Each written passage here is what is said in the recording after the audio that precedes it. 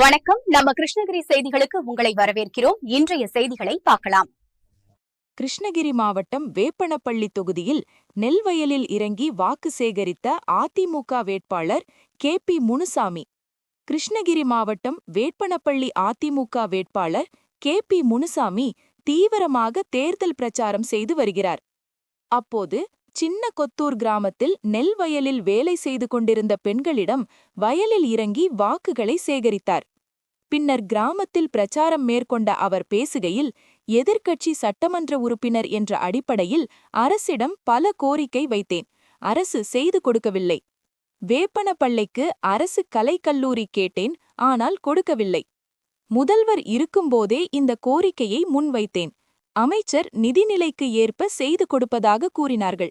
அவர்கள் திமுக சட்டமன்ற உறுப்பினர்கள் உள்ள தொகுதிக்கு செய்து கொடுத்தார்கள், நமக்கு செய்து கொடுக்கவில்லை.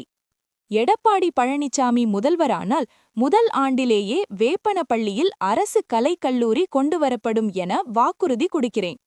திமுக சிலிண்டருக்கு 100 ரூபாய் மானியம் கொடுப்பதாக கூறினார்கள், ஆனால் செய்யவில்லை. 100 நாள் வேலை திட்டத்தை 150 நாட்களாக உயர்த்தப்படும் என திமுக கூறியது, ஆனால் செய்யவில்லை. கிருஷ்ணகிரி மாவட்டத்தில் அனைத்து கல்லூரிகள், அரசு மருத்துவக் கல்லூரி, மருத்துவமனை, Tata company, my lord company, colony தொழிற்சாலை எல்லாம் அதிமுக கொண்டு வந்தது.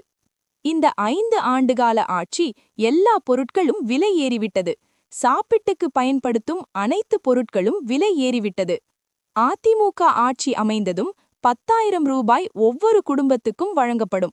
அதுவும் நேரடியாக பொதுமக்கள் வங்கிக் கணக்கில் செலுத்தப்படும். நாங்கள் 10,000 ரூபாய் கொடுக்கிறோம் என வாக்குறுதி கொடுத்ததால் அதை ஈடுகட்ட 8,000 ரூபாய்க்கு கூப்பன் கொடுப்பதாக திமுகவினர் கூறியுள்ளார்கள்.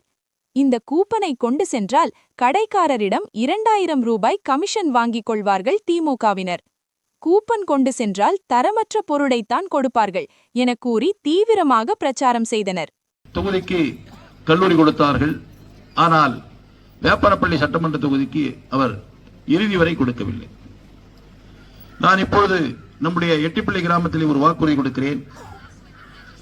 உங்களுடைய ஆசையோடு வெற்றி பெற்று அனைத்து இந்திய அண்ணா திராவிட முன்னேற்ற கழகத்தினுடைய பொதுச்செயலர் எடப்பாடி அவர்கள் முதலமைச்சரானால் முதல் ஆண்டிலேயே வேப்பனப்பள்ளி சட்டமன்ற தொகுதிக்கு ஒரு அரசு கலைக்கல்லூரி கொண்டு வரப்படும் என்ற வாக்குறுதியை நான் இங்கே கொடுக்க விரும்புகிறேன்.